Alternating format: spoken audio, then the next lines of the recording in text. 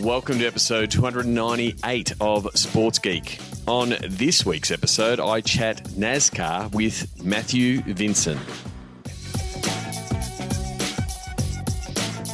Welcome to Sports Geek, the podcast built for sports digital and sports business professionals. And now, here's your host, who's checking in via QR code to start this podcast, Sean Callanan. Thanks, DJ Joel. Yes, my name is Sean Callanan, and you can find me on the internet. sportsgeekhq.com is the best place to find me. At Sean Callanan on all social media platforms.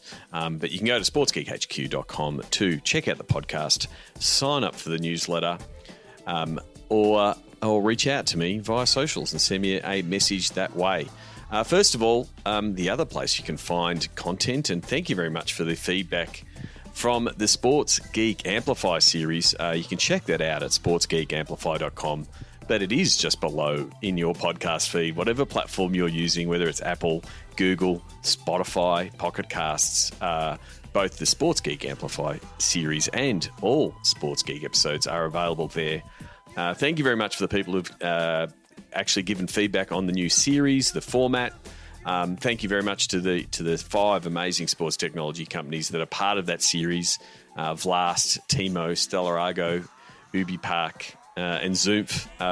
Please check out those episodes. It's a different style of podcast, diving in on the product and how it can be used. And I'm a really big believer in sports business. The sports technology is going to help sports business bounce back. It's starting to see that in my part of the world here. I'm lucky enough to be going to games, and stay tuned for a really special Sounds of the Game later on in this episode. So yeah, please check it out, sportsgeekamplify.com. If you think that any of those episodes, like any episode of Sports Geek, is of value, please share it. Please share it with colleagues on the platform that you choose. Before we get into today's episode, just a quick mention of the Sports Geek Patreon. Thank you very much for the supporters of the Sports Geek Patreon. They are supporting what we are doing in the sports business content space. You can do so as a personal for as little as $4 a month, or you can do it with an annual subscription, which makes it much easier. That support goes and helps pay for the cost to keep the podcast up and running, and pays for my talented folk behind the scenes like DJ Joel and James, my podcast editor. So thank you very much if you're for those of you who are a Patreon subscriber. I'm going to be working on a few other things to give patrons some other special access, maybe even listening in to live podcast interviews. If that's something you're interested in, please let me know. I'd love to bring you further into the experience. But you can go to sportsgeekhq.com/Patreon to become a Sports Geek patron. This chat with Matt Vinson from NASCAR, a long-time friend of mine. We have met via seat. It's really great to have a chat with him about what it's like in the world of motorsport and NASCAR in particular. So this is my chat with Matthew Vinson from NASCAR.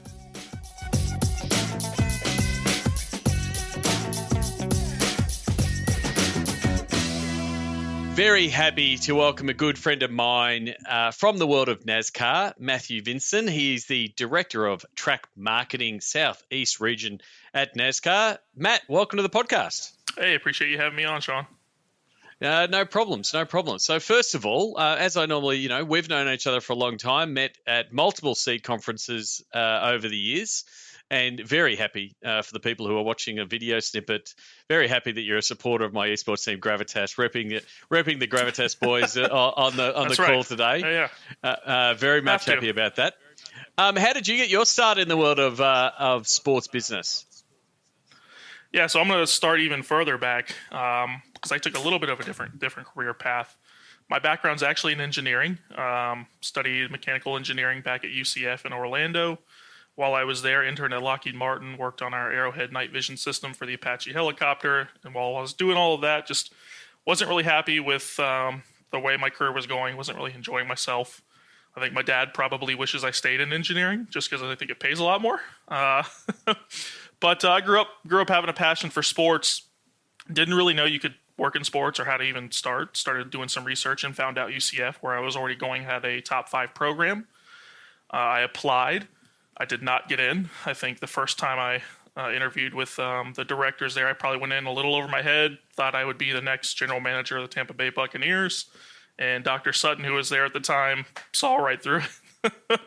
So I spent a year basically building my sports experience. I worked for UCF Athletics. I was doing everything from taking tickets to setting up track and field to really getting the softball fields ready, working UCF football games. Started to do a little bit more background research on actual realistic careers in sports. Wanted to find a way to pair my passion in data and analytics as an engineer with sports. Started to find digital marketing as a realistic path. Reapplied to the program at UCF, got in. From there, after graduation, I went out to San Francisco for a few years where I worked for Allison McCulley, who was Dr. Sutton's GA way back when. She's now VP over at Monumental. She's really essentially running the Go-Go's and the Mystics and overseeing their creative department. But it's where I really cut my teeth on digital. I had a background in HTML from just teaching myself HTML back in the day, ripping off website code, building Angel Fire, GeoCities websites, but really learned more on the email marketing side, a lot of social media strategies while at High Five Marketing. And then about 7 years ago, the opportunity at Daytona International Speedway opened up. They were undergoing a huge $450 million renovation called Daytona Rising. And Julie Giese at the time brought me in. Julie's now president over at Phoenix Raceway, overseeing NASCAR's championship event. She brought me in as a one-man team. As the venue was undergoing a renovation, they wanted to really bring up the social and digital aspects up to par. So started as a one-man team, had leadership that really saw the importance in digital and invested in it. And over the course of 7 years, grew from a one-man team up to 3, doing everything from website to social to mobile apps to SMS. Anything digital. So I mean, it's really interesting. A similar background to myself, coming from you engineering, me full geek. I think it's really applicable. Like a lot of people trying to get into the world of sports and come at it from, hey, I'm a sports fan, but there's so many transferable skills from other parts of the world, and that's so it's not just, hey, I'm going to be an assistant general manager, I'm going to be the next Billy Bean and that kind of thing. It is really, I've got this skill set. There's definite roles, and especially in the tech side, right? If if you've got geek skills, if you can still cut HTML, you've got obviously ability in digital, and then the other side of engineering, it's all ones and zeros. It's all tracking down analytics and sort of right place, right time to sort of bring that skill set to the world of digital. So there is a lot of transferable skills if you're coming in, and I think if you're trying to break in or doing that career change like I've done, and and you've just sort of described there, you've got to say, well, these skills that I have learned in other areas and in other jobs still very much apply, and so those early geek skills still held you in good stead, especially in a one-man show. It's not like you were like, I'm just going to hand this over to my web developer and I'm going to give this to my graphics guy. When you're a man wearing many hats, did it give you that sort of broader skill set that I guess a digital marketer needs these days? For sure. And I mean, I get asked this when I speak to whether it's grad programs or undergrads, like, how do you set yourself apart? So you're all taking the same courses as every other college, and you're all learning the business aspects, but do you know HTML? Do you know how to use Photoshop? Can you edit a video? That may not end up being your focus of what you end up doing, but if you're trying to get into marketing, or even if you're trying to do something in sales, knowing how to do some of those like extracurriculars is going to help set yourself apart. So whether it's taking time to learn HTML or learn any programming language or understand what a CMS system looks like and how to edit it, that's going to just take one step further to set you apart than everyone else in your cohort. Definitely. It's the same. Dive in, learn the platforms yourself, because then you can bring them to the table. So, getting into that, I guess that first sports role at NASCAR. Explain how that, for the people who don't, not familiar with the world of motorsport and NASCAR in particular, because a lot of people we're talking to are running football teams or basketball teams, and you have that regular cadence of here's a home game, here's an away game, here's how we're setting our schedule, and here's what we're doing in the digital thing. How is it different when you were working in NASCAR from a track point of view? I'm going to start first with how they're similar, because they are a little bit similar in the aspect from a track aspect, which is where most of my background at NASCAR has been on the track side. So if you think of Daytona International Speedway, it's a venue. So it's very similar to Madison Square Garden or O2 Arena, right? So most of our events just happen to be motorsports events. But when Madison Square Garden is targeting fans for an Elton John concert, that's going to be a different segment that they're targeting a Lil Wayne concert for, right? So we're doing the same thing, except our events are motorsports events. So we're targeting one set of fans for NASCAR, a different set of fans for Daytona Supercross, a different set of fans for sports cars. How I think they get a little bit different. From a venue perspective, the difference is, one, going to be size. Our venues are massive. Daytona is 500 acres. We've got 100,000 seats. We can host 60,000 more campers on site. The infrastructure needed from a technology standpoint to really run that from a digital perspective is a lot more. So whether that's your Wi-Fi systems, your service towers, your DAS systems, just the technology infrastructure, you need a lot more of it than you do in a smaller arena. From a sport aspect, and I'll speak more to NASCAR. We host several different types of motorsports events at our venues, but from a NASCAR perspective, it's a traveling circus, right? So you got 40 teams going week to week to 30 or so different tracks for 36 weeks out of the year. And not only that, that's one, series, or you can say, section of level of drivers. You also have two other series with you at the same time. So not only do you have those 40 teams, you've got 40 other teams from two different series, all competing at the same venue over the course of 3 to 4 days. And not only do you have fans coming for that day, but another aspect that helps sets us apart is that we've got a whole nother segment of fans that are camping with us, right? So can you imagine going to an AFL game or a rugby match, and not just going for a day, but you're there for 5 to 7 days, you're having a great time, you're enjoying, you're taking in like a festival type of atmosphere. That brings in a lot of challenges, everything from security to access to restrooms to guest services. So we're planning for a bunch of different segments of people for one large event over the course of 3 to 4 weeks. And we're doing that about 5 to 6 different times per year at each of our different venues.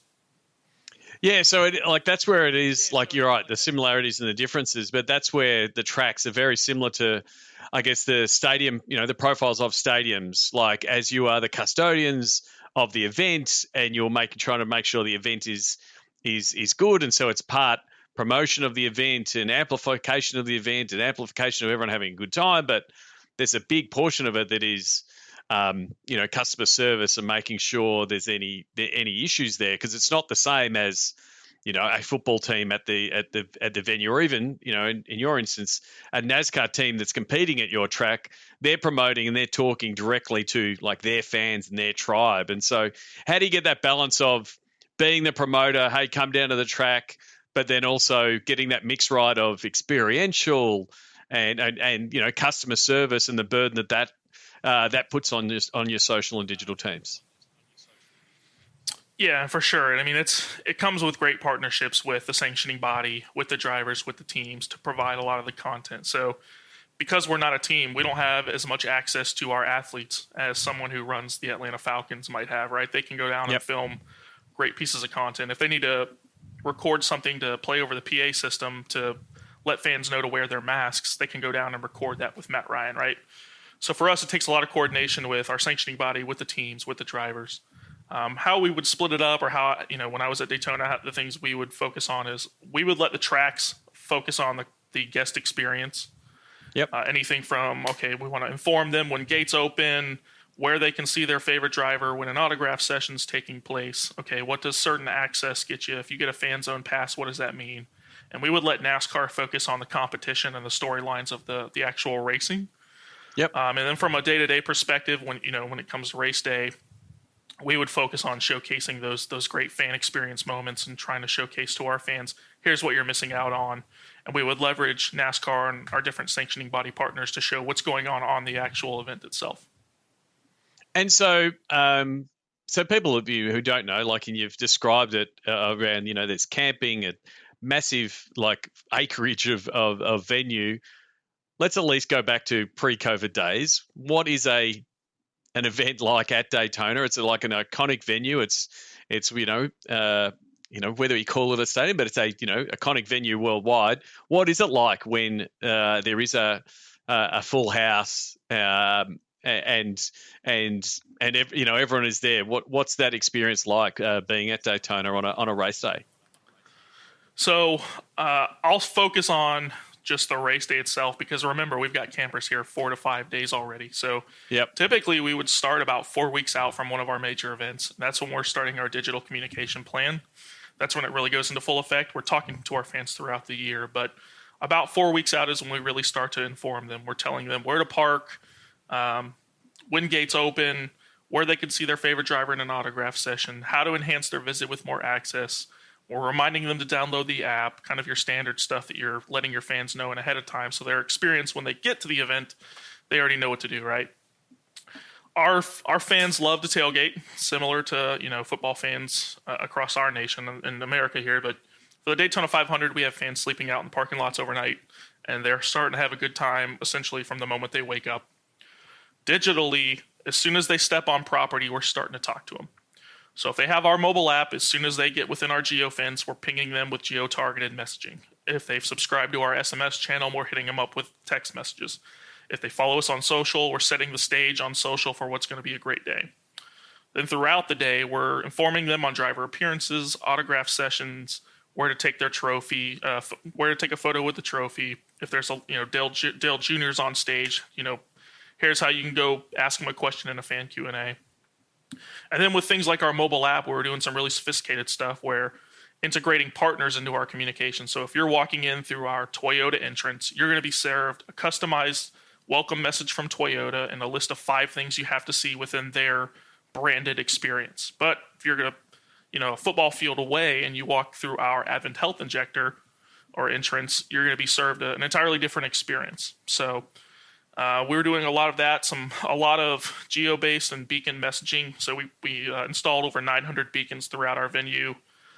We knew if you were in line for a hot dog, and we're monitoring our social channels, and we see that there's a large line at that particular concession stand. Hey, we can ping customers with our mobile app near that certain location that you can go up 1 flight of stairs and get the same hot dog. Oh, and here's a $2 off coupon. Throughout the day, as some of our driver appearances and things take place, one of the coolest aspects, especially in our sport and especially in NASCAR, is the fan access. So if you get a fan zone wristband for the Daytona 500, you could literally be standing next to Chase Elliott 15 minutes before he puts on his helmet and gets in the car. In no other sport can you say that. You cannot imagine talking to Tom Brady, give him a high five 15 minutes before he's about to go through his first pass for the Super Bowl. So I think that's another aspect that really sets us apart. And then, like I said, once the race starts, we're starting to showcase some fan photos. We're starting to showcase different viewing points and fan experience aspects, and we let NASCAR focus on the competition. And we help support each other, whether it's through shared content, going back and forth, or different content campaigns of, okay, if they've got a really cool piece of content that we want to amplify, we'll do it on our channels. If we've got a really cool vantage point we want them to share, we'll ask them to share it on theirs. And I'm sure you've been in the game for a while now, and as you're talking about Wi-Fi being rolled out, beacons being rolled out, have you seen that uptick from your fans, especially on venue, just grow every time you roll out some more tech, you roll out better activations, and the posts that are tagging the venue on Instagram? Does it just keep getting more and more year on year because you've enabled it? Because I'm assuming early on it would have been hard, 100,000, 200,000 people there, the network's creaking just to be able to get out a text, let alone a high definition video. But as 4G, 5G, and adding more tech to the infrastructure, has that just exploded, the user generated content from fans? I wouldn't say exploded. It's certainly grown since I started. Yep. And when we launched the new venue in 2016, we had Wi-Fi in all of the major fan access points, like our concourses, our campgrounds. But where we didn't have it was out in the grandstands. So, when you're messaging to fans that you now have brand new Wi-Fi here at the venue, and they're out there trying to take a video and share the video of the on-track action and they can't get out, you learn some things, right? So we've started to see whether it's adoption of our mobile app downloads heading into events or just continued growth on our social channels. We've certainly seen that adoption happen. One interesting aspect too is just the way we have to think about some of that venue tech from our perspective. When we were owned by ISC, which was the company that owned us prior to our merger with NASCAR, they own 14 different racetracks, right? So it can get pretty costly to implement point of sale systems and beacons and all of this technology across 14 different venues. So how they approached it and how our IT team approached it was similar to how NASCAR packs up and goes to the next venue. We're doing the same thing. So we're working with, we're not hard. I mean, Daytona was a little bit different, but all of our other tracks weren't hard installing beacons. They were taking beacons, setting them up for the weekend, grabbing them, moving them to the next venue, taking point of sale systems, setting them up for the weekend, taking your ticket scanners, packing them up, moving them on to the next weekend. So you have to think about it from a cost efficiency standpoint. How do you continue to build upon the tech that you have at your different venues without having to hard install it, because your venues are sometimes only being used 4 or 5 days out of the year? Yep. Yeah, I mean, it very much fits into the traveling circus, moniker that you used before. Like, it is literally pack everything up and go. Moving on from where, when you were working at the track to your now role, which I mentioned before, Director of Track Marketing, Southeast Region. What does that role entail, and like how is that different from your previous role, working at the venue? Sure, I'll start kind of way back when. So NASCAR and ISC were both originally founded by the same man, Bill France, way back when. Throughout time, they spun off the tracks, which became ISC. That became a publicly owned company. And NASCAR, which was the sanctioning body of the races, stayed private. In 2019, the granddaughter of Bill France and the son of Bill France decided we're going to bring everything back in-house, bring it back to a private company, merge the two companies. It provides a lot more control over things like schedule date changes, rule implementations, when you control everything, right? So what that did was it facilitated a shift in the structure. I think that combined with COVID amplified some of the staff changes, but each of the tracks used to have a marketing team. So I was digital marketing for Daytona. We had a digital marketing team in Talladega, at Richmond, at Auto Club in California. Through the merger, and we kind of gone through it now since end of 2019 and really focused on the process through 2020. We now have a centralized model that's split up into 4 regions. So our region, the Southeast region, now is Daytona, here in Daytona Beach, Florida, Homestead, Miami, down south in Florida, and Talladega, which is probably our sport's second most well-known track. It's a very similar track to Daytona. So we focus on essentially marketing our key events at those 3 tracks. And instead of having a team at each track, we now have one centralized team of about 6 of us. We're kind of spread throughout the country. Most of us are in Daytona, but we have a few out in Talladega and some in Charlotte. And now we're focused exclusively on, okay, how do we put together the marketing strategy for our key events? And then how do we loop in NASCAR's brand team, NASCAR's advertising team, NASCAR's creative team to help execute that marketing plan so that we can sell out and continue to sell tickets? I mean, it's very much an efficiency play, because I'm assuming, NASCAR fans that come to Daytona also go to Talladega, and there would have been, two effectively competing marketing campaigns and not crossing over audiences and that kind of stuff. So sort of having that, so you sort of get to have that 30,000 foot view across the tracks and build some efficiencies in there from your campaigns.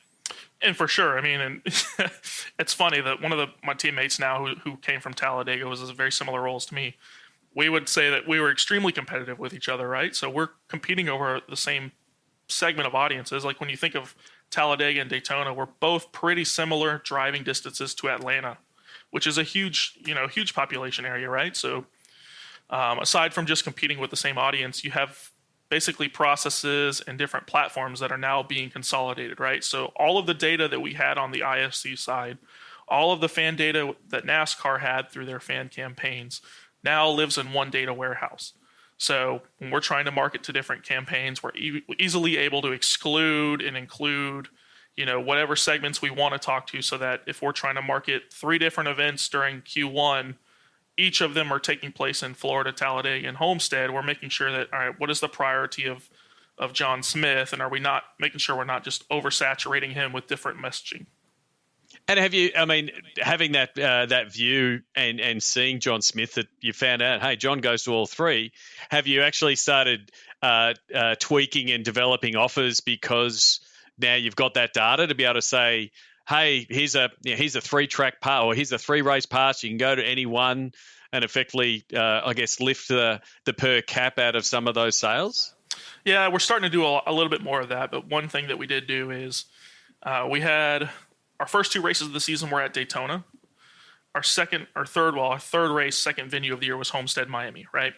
So what we would do is if we knew fans had a ticket at Homestead but didn't have a ticket at Daytona yet, we would try and cross-sell them on those opportunities.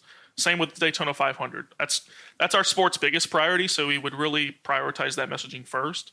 But the weeks between after someone came to a Daytona 500 event, if I know they live in Fort Myers or I know they live in Miami, and I know that they don't have a ticket to Homestead, but I know they're a NASCAR fan because they were just here a week ago, why don't they have a ticket? Can we provide them some type of offer? Can we essentially try and keep them within the racetrack family? Yeah, we're definitely starting to do a lot more of that, especially within the different regions, because they're just the way they're set up. They're all distant from each other. But yeah, that's definitely one of the reasons I think that this merger took place, is to start doing a little bit more of that.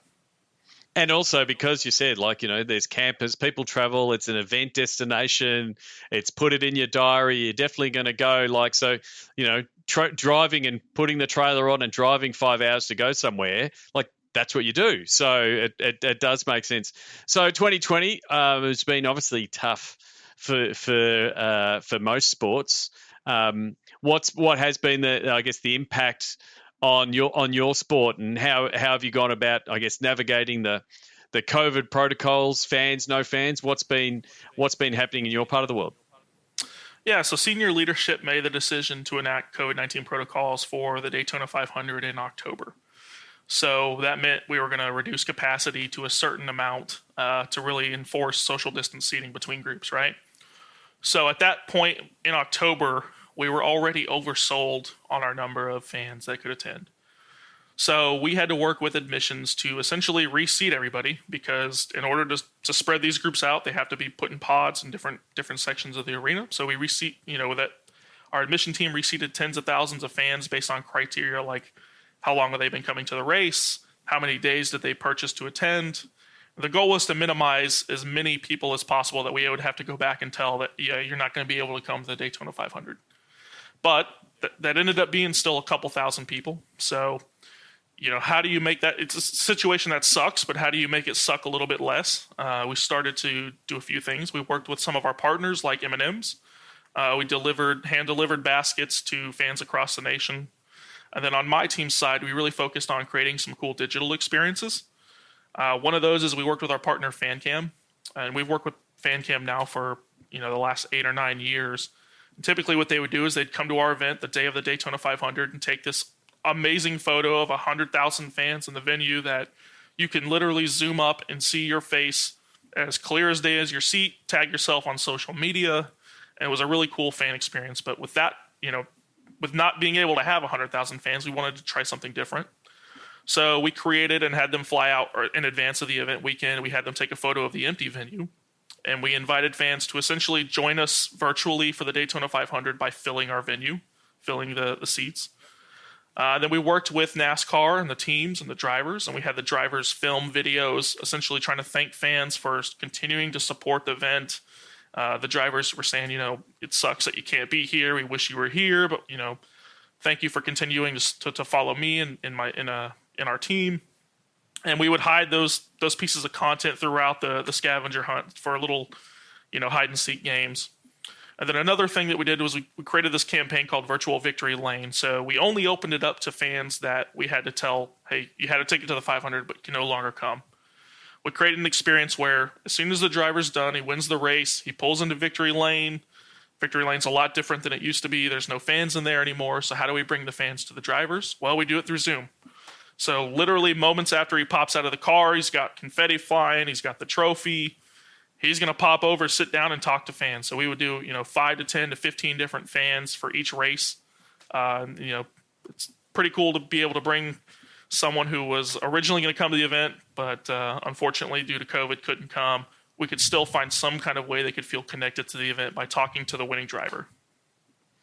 Yeah, terrific. I mean, fan cam, Tinnis, former podcast guest, and been lucky enough to be part of a few fan cam photos myself. I thought it was a really interesting way to, bring the virtual fan, as part of the experience. It's going to be interesting to see, like you said, with the victory lane there, how many of those activations stick and become things that we still do to engage the fans that aren't in the stands, on an ongoing basis, because it's a great way, for even when Daytona is full, there's still millions of people watching on, online and at home that still want to feel part of it. So it's going to be interesting to see how many of those things, I guess, stick in some form, as much as we're going to love people coming back to the track. I mean, you see things like, I think what the NFL did with that Bud Light cam at the end zone. If that has to stick around. I mean, the players seem to love it, and it's just an opportunity to continue to bring fans in, man. Yeah, and exactly right. And those things like the Zoom rooms or watching, being in the tunnel, that particular, whether it's there's going to be a coach talking before the game, exclusive for members in a Zoom style format. I think that type of activation will continue going forward. So now into 2021, hopefully, the vaccines are rolling out and protocols are starting to loosen. Like, everyone's plans for 2020 just got thrown out the window when COVID hit. How do you make a plan for 2021 and set yourself up and set your team up to go, oh, this is what we want to do, but how do you set up a plan for this year? Yeah, so we're finishing up Q1 for our events, which for Daytona, that's our busiest time of year. We literally have had events in our region for 8 out of the last 9 weekends. We're heading to Talladega here in April, and from there we have a little bit of a break until our next major event weekend in August. So each of our Q1 events that we've hosted have had COVID-19 protocols in place. But we're optimistic, so we're planning for that August event with multiple contingency plans, whether we're planning for a full venue with fan zone access to drivers. We're also planning for Plan B, which may be reduced capacity and still have access, and Plan C, which is reduced capacity and little to no access to the drivers. But the sport itself, especially NASCAR, has done a really great job taking it one step at a time. Senior leadership has been evaluating each event on the schedule in segments. So they're not saying, here's the plan for the next 20 weeks. They're looking at it in 3 to 4 week increments. Which allows us to, it gives us enough time to still alert fans if plans are changed, but it also leaves room for optimistic possibilities should things start to get better, especially in the near future where you're hearing, in May, the opportunity for everyone to get vaccinated should be opening up and some of those things. So for our region, especially for our event in August, which is kind of the next big event that we haven't really planned for yet. We're still approaching it from multiple angles and having multiple contingency plans as the year goes on. I mean, that's the thing. I mean, everyone, you've got to be adaptable, and it is good to see, like, from the top level, giving that flexibility. But, you have got, it's an open air venue. There is a lot of space. So there is capacity. It's not, you're not dealing with some of the difficulties that, stadiums, closed roof stadiums like basketball and hockey and the like, they have certain restrictions. So hopefully things do open up, and race days look like they did once again, which is complete pandemonium and people everywhere. But that's what you want. That's what we look for in our sport. It's the best, man. We got Talladega in April, which is unfortunately going to be operated under some of those protocols. It'll probably look a lot different than any Talladega race you've ever seen, but that venue in particular is kind of known as the party venue. So they do what's called the big one on the boulevard the night before, where it's just a massive Mardi Gras. The campers there are probably the most rambunctious, but those are your hardcore fans, man. Those are the folks that they'll come to your event year after year, twice a year. They plan their vacation time around it. They're there die hard. Definitely. Well, Matt, thank you very much. What I want to do is get into the Sports Geek closing 5. Let's do it. Do you remember the first sports event you ever attended? So I had to think about this one because where I grew up in the Panhandle, There were no pro teams nearby. New Orleans Saints and Atlanta Braves were each 4 to 5 hours away, and there were no big collegiate athletics programs. So I think the first real sporting event I went to was probably a UCF football game on campus. But at the same time, we traveled to Chicago with a group of friends and went to a Cubs game, which I remember very fondly. And I went to a bunch of Buccaneers games while I was in college. But it was either that UCF football game or Chicago Cubs game that I distinctly remember going, okay, I finally have got to come to one of these events after growing up a humongous sports fan. Wrigley Field's a good memory. I remember my first time I went to Wrigley Field, and you could feel the history just like envelop you when you walk into a ballpark like that. It's the best, man. I love that place. You would have been to a few sports events in your time, and you would have tasted the different gourmet options that are available at a sports event. Is there a favourite food memory or a go-to food, or is there something that's particularly NASCAR that you would recommend to the listeners? Well, I don't know if beer counts as food. I mean, if that counts as food, that's... No, yeah. Then you're getting into eating is cheating. No, let's stick with food. Let's stick with food.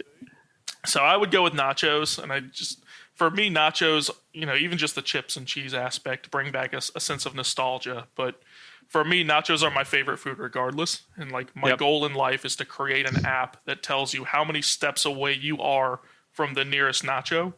I haven't gotten there yet. It's in development at some point. Then the added on bit is how many steps you have to take after the nachos to work off the nachos. To walk them off, Yeah, so it's both a delivery app and a fitness app. Like it's That's merging great. the best of both worlds. All right, I'm hired. So you're hired, Sean. No worries. Well, when it's not the nacho app, what is the first app you would open in the morning? So if you would have asked me this probably, last year I would have said Instagram. Instagram's still a very close second, but this year I've really made a conservative effort to kind of step up my networking game. So for me, it's really been LinkedIn. I've been on LinkedIn a ton lately. When you're in college, you're networking your life away because you're trying to find a job. And I think once you start getting settled in your career, at least from my perspective, I stopped networking a lot. So I've made a conservative effort, especially over this past year, to reach back out to people, set up whether it's virtual chats or, would love to go grab coffee, grab a beer. Started to take more of those vendor calls that you're getting every 5 days or so, just trying to talk to people, understand what's out there. But for me, the first thing I open up is LinkedIn. It's a really good point. It's a really good point. Like I've been a long time LinkedIn advocate, but like there's nothing sadder than someone changing their title for looking for work, right? And you can see and it's and it has happened. There's been a lot of people furloughed, but then they start networking when the key thing is when you are in a role and you previously would go to conferences or meet people or talk to vendors. Like there is value in building that network. The value might not be today. It will be later on. And so, the track record that you just described in university, looking for a job, network like crazy, got a job. Oh, I'm good. Like that's actually the time you should be. So, so a big advocate. So please look up Matt Vinson on LinkedIn. Tell him that you listen to the podcast. That's a perfectly easy to do segue there, Matt. Who is someone that you suggest the podcast listeners should follow and why? So I'm going to give you two. They were both vendors that became friends, and they're both people that I happened to meet through Seat, which I think is where I met you as well. But the first is going to be Amir Zanozzi, who I believe is also now a guest here with the podcast. He has been a guest a couple of weeks ago from this chat, but I actually recorded, like the beauty of podcasts, I actually recorded just mere hours ago. So podcasting, like time travel. But yeah, Amir, a great guy at Zoomph. Why should people be following Amir? Their company, Zoomph, is a data analytics company, and they're doing some amazing things from a partnership perspective, from a social media perspective, from a measurement perspective. But aside from following them just to see all the different partners that they keep signing new deals with every single day, just the things that they're doing from a measurement perspective is really out of the box. I think they're hitting a home run. Definitely. So this is the sly plug, and this hasn't been placed, but yeah, go check out the Zoomph episode in the Sports Geek Amplify series. That's at sportsgeekamplify.com. But yeah, highly recommend that. And you had a second person that you wanted to recommend. My second is Lenny Go with Tradable Bits. I know you guys have done a lot of work with Tradable Bits there as well, but Lenny was someone I met at my first SEAT conference out in Vegas. And if you've never been to the SEAT conference, it can be kind of intimidating because there are a lot of cliques, a lot of group of friends that until you kind of get brought into one of those groups of people, it's pretty intimidating. But Lenny's one of those guys who's always outgoing, and he'll lend out that hand to bring new people in, and he did that for me at SEAT conference in Vegas. I mean, it took 4 or 5 years before I could convince our management team to let's use tradable bits. I think once we did, we created some really cool campaigns, and they actually just helped us with a campaign for the Daytona 500 where we've got a healthcare partner at Advent Health. We wanted to help bring awareness to wearing masks. They helped create a digital AR execution with us on Instagram that was branded with Daytona, branded with Advent Health. Really cool execution. They've done it for a few different teams, but Lenny and Amir are two of those guys that you not only when you follow them are they going to become your friends, but they're also always sharing best practices from their companies and from others. Definitely. I think I was actually one of those first calls when I was visiting in Vancouver that caught up with you and Lenny. So yeah, definitely both have been former podcast guests. So yeah, dive into my archive there, Matt. So terrific stuff. Lastly, what social media platform is your MVP? So I can get you to answer this from a track perspective, but then also personally. So I'll start with the track perspective, and this is how I kind of approached it. And I don't think enough people say this, and it blows my mind. But for me, it's still Facebook, man. From a business perspective and a size audience that we can reach from our tracks perspective, Facebook is our MVP. Without it, it's a juggernaut. It's still hugely important, both in selling tickets and engaging fans, which are two of my team's goals. Yep. Definitely. Like the ad product alone and the sophistication it has behind the scenes is so far in front. Like there are other platforms that are starting to play around in that space, but all they're doing is copying the playbook that Facebook's got, and Facebook has all the users. So I completely agree. And from a personal point of view, what's your MVP from a personal point of view? I'll answer this one from a perspective of now. It's probably TikTok. I mean, when I'm on TikTok, I'm on TikTok from anywhere from 10 to 30 to 45 minutes at a time because that app is so addicting and knows how to keep your attention just from the content it provides and serves you and knows what you like from the feed that you're curating. It's amazing, man. And for someone who went through the Vine aspect and what that became and was missing throughout the last whatever it was, 10 years that Vine was gone, I think TikTok has hit a home run in what they're doing, and I'm addicted to it, man. I'm not even a teen girl, but as a consumer or a creator, can we find some Matt Vinson TikToks online, or are you just a consumer in TikTok? I am a consumer in the shadows. You will not see me, doing any dances, or I haven't gotten there from a content creative perspective yet. I've had to do a lot of, case studies and work. Of course, Yep. Obviously, you want to, be up to speed on if your team starts to do content on TikTok. You want to know how to do it, but I am a consumer in the shadows. But it is vital to be knowing, and like you're like me, putting your engineer hat back on and going, what are the algorithms doing here? Why is it recommending me that? And it's probably because you're clicking that and watching that more and watching that again and those kind of things. But then it's like, okay, knowing and studying the algorithm does help you then frame and study what you can do from a content point of view. So, it doesn't mean, TikTok's been a funny one. Again, I'm not on TikTok, but I'm consuming it as a strategist and looking at it as a platform. I think there's a lot of value there, and it doesn't have to be, you've got to get your drivers doing this dance, or you've got to, there's an opportunity there for some clips, some meme type content. But the good thing about it, it's not it's Tuesday at 4, we have to put out our TikTok, which we've had on other chronological type platforms. So it's going to be interesting to see how it continues to evolve and what content keeps going, and then how their creator economy develops, and whether things like Instagram Reels, which have straight up copy and having a lot of success, where that's all going to land. So that's one of my bigger pet peeves too, is when organizations or even just C-level executives say, okay, why aren't we on this channel? We need to be on this channel, right? And luckily, when I was at Daytona back in 2015, 2016, Snapchat blew up, right? So we spent an entire year developing a content strategy because from a track perspective, we only had 10 major event weekends. So what is going to be your content strategy throughout those other 42 weeks? We're not just going to jump in just to jump in. And then knowing when those platforms are useful. Like when Instagram straight copied Snapchat and all of our audience migrated there, we didn't need to use Snapchat anymore. So we can nix that in our content strategy for 2019 or whatever it is and redevelop and focus on content for those platforms we are actually engaging on. Yeah, definitely. And that's the thing, being able to adapt, and whether it's TikTok or, the current social audio renaissance at the moment with Clubhouse and Spaces.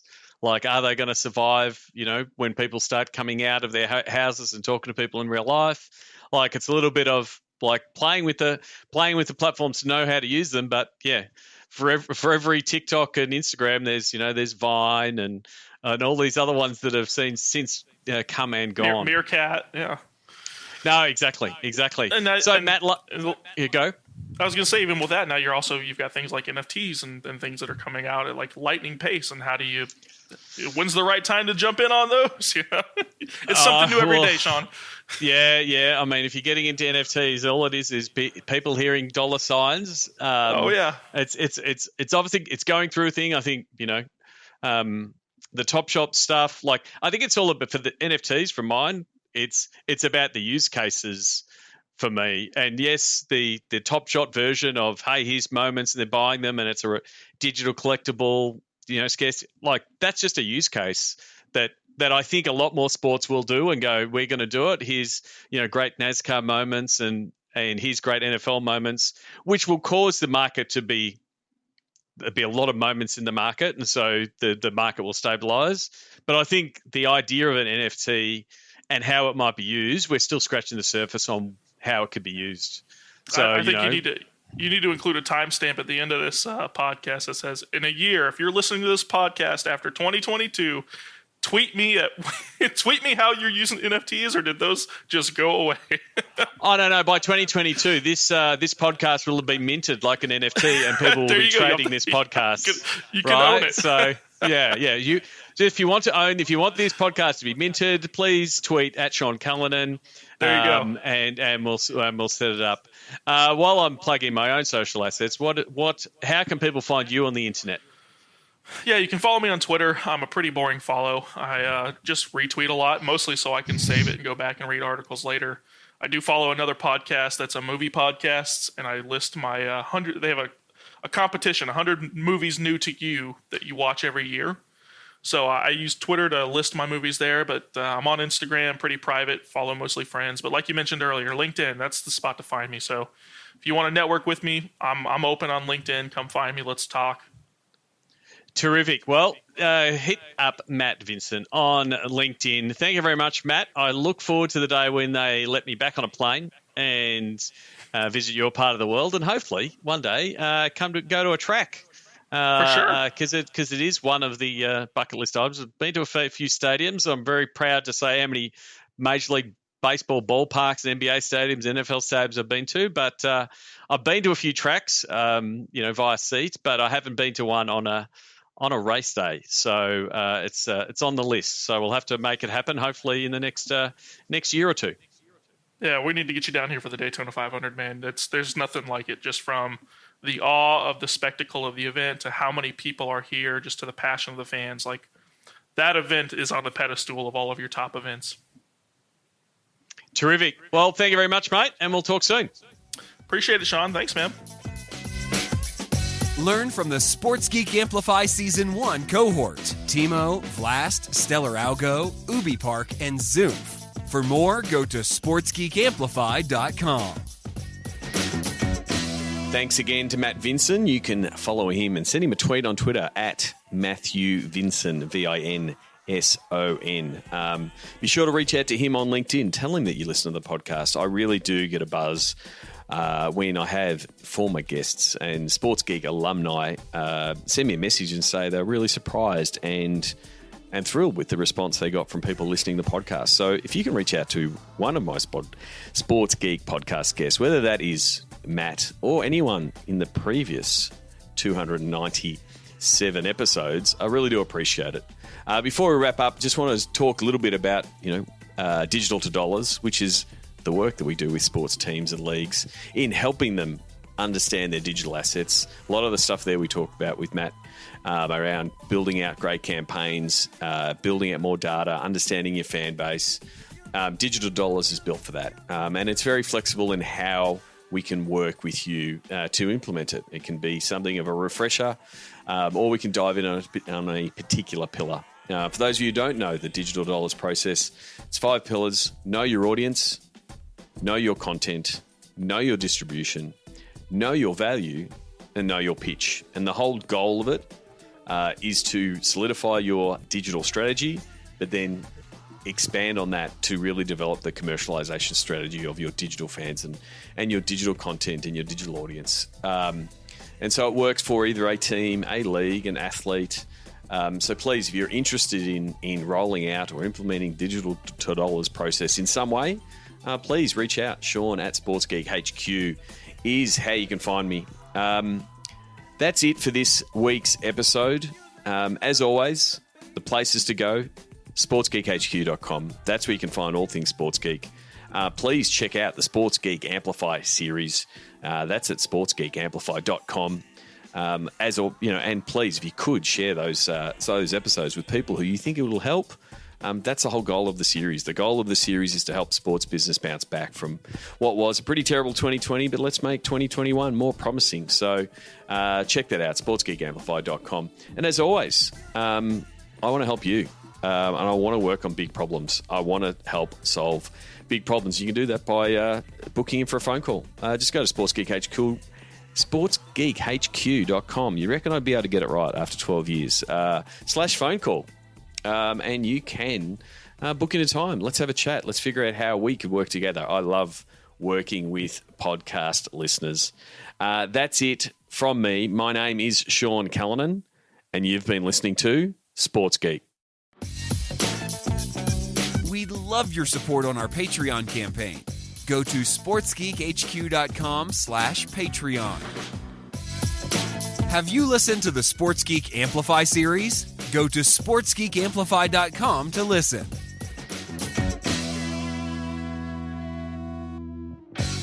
Yes, Sounds the Game is back. This is live from a MCG with over 50,000 people. Go Pies.